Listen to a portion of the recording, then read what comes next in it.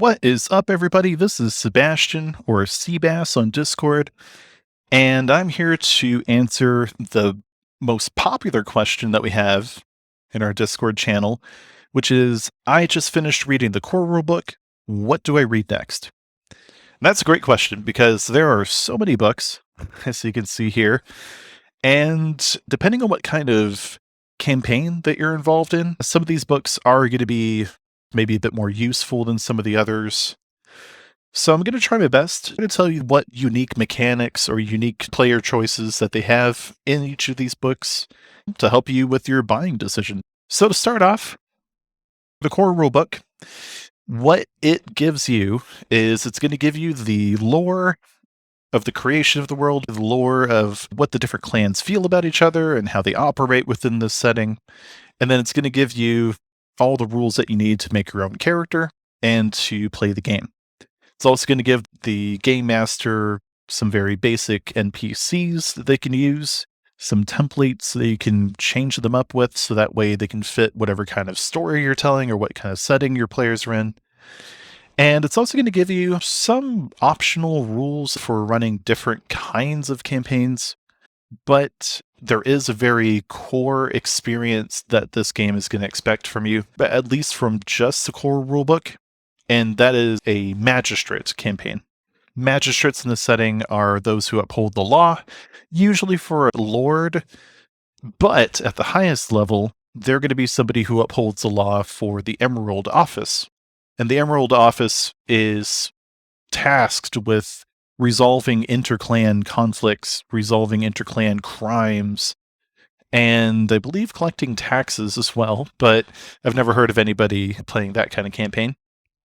You're likely going to be seeing the Emerald Magistrate campaign, as it gives the GM a lot of options as far as where to take the players to next. You can take them from one end of Rokugan to the other, and it makes total sense. It also gives you the most freedom as far as who you can include in a typical party. You can have anybody from any clan within the same party, and it makes total sense because they're working for powers that are at the highest level. You know what I mean? So that's going to be your core experience. You'll find that each of these books are going to have an accompanying adventure that goes along with it that will showcase the kind of campaign that it's going for. The companion adventure to the core rulebook is going to be the beginner game.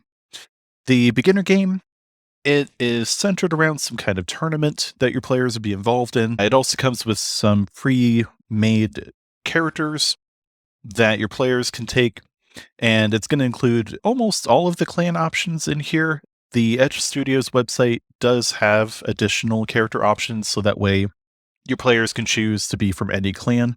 And then from the tournament is going to end up moving on to some kind of mystery, which then helps your players get promoted to becoming Emerald Magistrates, which takes you to that core rulebook experience of becoming a Emerald Magistrate. The beginner game does a great job at tutorializing the mechanics of the game, starting off very light and then slowly introducing further mechanics so that way you have a fully fleshed out character by the end of it. And this is likely going to be the GM's first choice as far as what to read next, if they're not very familiar with the setting, if they're going to be playing with players who are very new to the setting as well, and especially if they're new to the rules. This is going to be a great way to learn it while playing at the same time. Really like it for that reason. The next thing you might be looking at as a game master is the Game Master's Kit. The game screen itself is pretty underwhelming. It basically just has a list of the different mechanics of the game and then page numbers to reference in the core rulebook, rather than having a list of mechanics and included descriptions. It's not going to have that. What it does include is its own adventure, a small adventure. So players are magistrates in this place called Slow Tide Harbor. They're investigating some kind of scandal that's happening, and that ends up leading to some supernatural things. This is your player's first adventure as magistrates, is what this adventure expects. There is also another adventure on Edge Studios' website that is set in the Emerald Office, and honestly, that's probably going to be that'll probably be the first one, and then moving on to this Slow Tide Harbor from Game Master's Kit. It does also include another character option, which is going to be the Tortoise Smugglers. The Tortoise clan is going to be very schmoozy, and they have ways to get items that are needed in the moment. If your players are interested in playing a minor clan, and specifically the Tortoise, this is where you're going to get that. Moving on from there, before we start getting into the splat books that focus around certain subtypes of gameplay, we're first going to talk about Emerald Empire. Emerald Empire is going to be good for GMs and players that really want to get to know the setting very well. GMs are going to want this book if they are going to be playing that Emerald Magistrate kind of campaign that is going to be globe-trotting between different clan territories. This is going to explain what's in each of these different territories, what your players might expect, and it does come with some player options as well. Player options include for Imperial families, which are going to be your cream of the crop, high society type characters. And it also includes some options, I believe, for some monk type characters that are less your mystical type monks and more your down to earth type monks. And I believe also it does include your Kitsune shapeshifter, I believe. So that's why you want to get this book, is because it really covers the majority of Rokugan. Next, if the core experience is to be Emerald Magistrates traveling across Rokugan, these are going to delve into different type of adventures. So the first one we're going to cover is Shadowlands. This is going to be what you're going to want to get if you want to have that gritty horror trek through the Shadowlands, and it's going to be action-packed, lots of combat, and it's going to be filled with lots of Oni and other dangers that are going to be in the Shadowlands. It's also going to be good for if you want to have horror survival, maybe on the walls of Kyoto and Hida. This is going to be that kind of experience. This is going to come with some unique mechanics that you can only get from this book, being creating an Oni. Has all the rules that you need to make some really big bad guys with Shadowlands powers that are very unique to this book. It also comes with some unique character options that are very focused on fighting Oni and other Shadowlands creatures. And it also comes with a minor clan option for the Falcon clan. You'll find that each of these splat books has their own minor clan that they focus on in addition to the subgenre of gameplay. The Falcon clan, in this case, they are basically exorcists that focus on dealing with spirits. They don't necessarily have to be evil Shadowlands spirits. They could be from any land. And that's what they focus on, is basically sending them to the afterlife. In addition to the Shadowlands comes the accompanying adventure. And this adventure is going to focus on the players traveling into the Shadowlands to a castle that's been long lost, and they're looking to bring something back from it. Really good introduction to this kind of adventure, and especially if you want that, survival, horror, gritty kind of experience. There is another accompanying adventure to this one on the Edge Studio website, where it focuses on the rat people of the Shadowlands. And it does not provide any options for players playing a rat person, but instead just gives an adventure that focuses around them, and I guess how useful they are out in the Shadowlands. It could be a great help. After the Shadowlands book is going to be Courts of Stone. This is going to be giving you some in-depth information on the different castles in Rokugan, and if you want to build out your own castle very broadly, what that might look like. It doesn't give you a whole lot of hard crunchy rolls on it necessarily, but it does give you a pretty good idea. This also gives some player options for very court-like characters, those who like to gather gossip and use it, turn it around against others that are in the court. And it also gives unique mechanics for creating a court of influential individuals. Very useful, actually. I really like the build a court steps in Courts of Stone because it's very collaborative with your players and the GM. Your GM's going to come up with some very surface level NPCs. Your players get to help you flesh them out. That way they're going to be invested in those NPCs. And you end up with a whole cast of characters that you're going to spend a whole 3 months with in Winter Court, if that's the kind of adventure that you're going with, which is definitely the core experience that Courts of Stone is trying to sell, is a kind of Winter Court 3-month long courtly drama. And it's going to be a lot of political scheming, trying to get favors one another. It also includes rules for shinobi, and it also includes a new mechanic called bonds, which bonds are great. They're between two characters, either a player character and an NPC, or two players or two NPCs, that describes the kind of relationship they have with each other, and it comes with some benefits as far as what they're able to leverage their relationship to do. It's an optional rule, but honestly, it helps with the whole investment kind of aspect between your players and the characters in your setting. And there are other books that use the bond mechanics, so this isn't the only book that has that.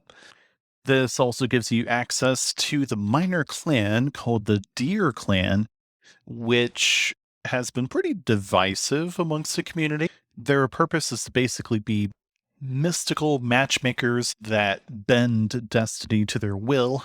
They also have another option for playing shinobi characters. The Courts of Stone has a accompanying adventure you can buy separately called Winter's Embrace. Winter's Embrace is that Winter Court adventure that there's going to be some kind of mystery involved and lots of activities your players can take part of, filled with a lot of drama, a lot of characters. And of course, Edge is going to have some kind of other accompanying book that you can use along with this. There's also Path of Waves. Path of Waves is like a core book unto itself, to be honest.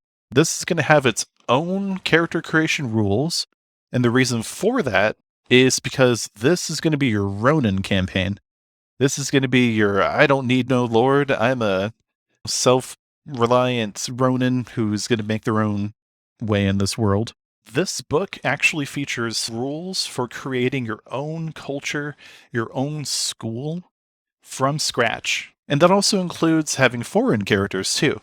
So not just Rokugani Ronin, but you can have folks from different countries that are nearby Rokugan. They are going to feature a new character type called Sage, which would be somebody who's like an alchemist, sort of. And this also includes rules for, instead of it being your duty versus your internal passions, it's instead going to deal with your past and your passions. And that just creates a whole nother type of story, which might resonate more with your players. If they don't appreciate the whole, I'm working for my lord and my heart wants something different, this could be my heart wants something, but my past is keeping me from getting it, which might be a bit more of a relatable story for your players if you want to go that direction. This book also features more bonds than Courts of Stone, and more focused on the fellowship of Ronin who have been traveling together. The adventure that ties to this one is Sins of Regret. You're working for a lord in a small village, and it might give you a chance to become vassal samurai to this lord, or perhaps you find out some things about this lord that make you want to dethrone them or what have you.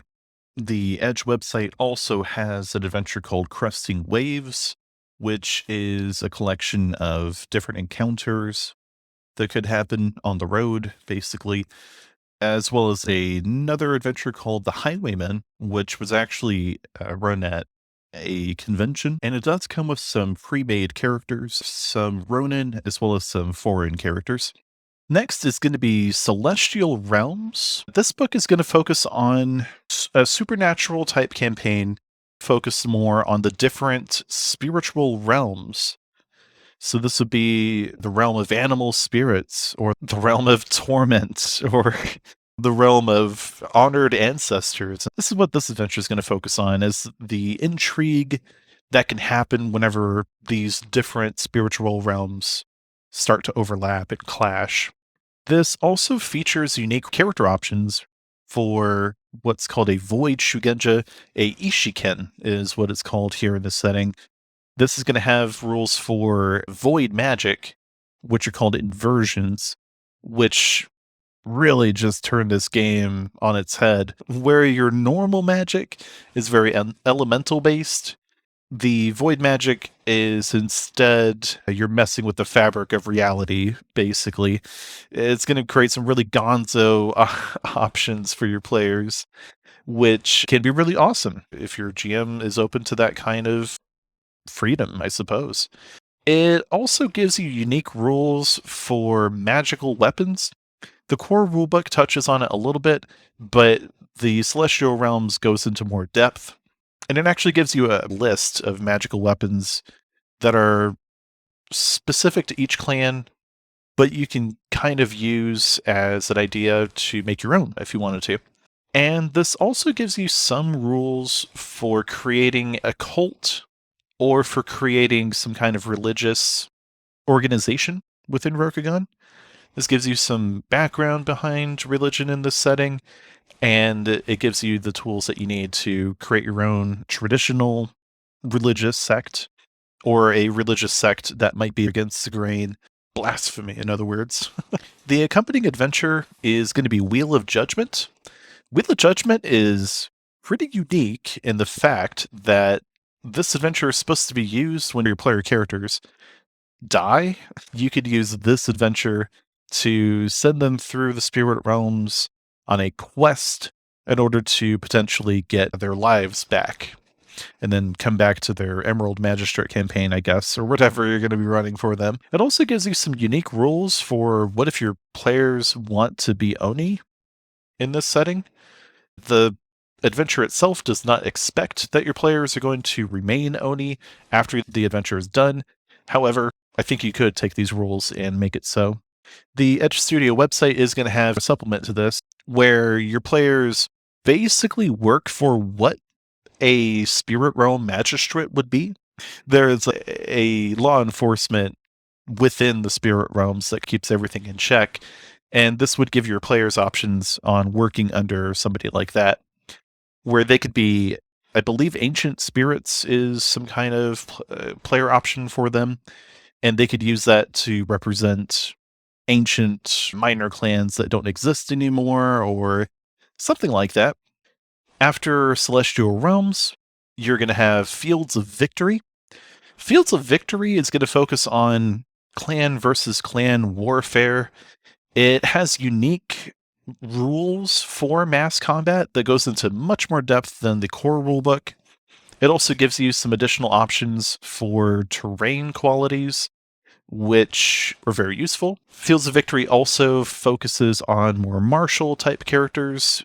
Even your courtiers are going to be commanders directing troops and stuff. This is going to give you lots of information for different militaries in Rokugan, how the different clans operate in wartime. It is going to have an accompanying adventure called Blood of the Lioness.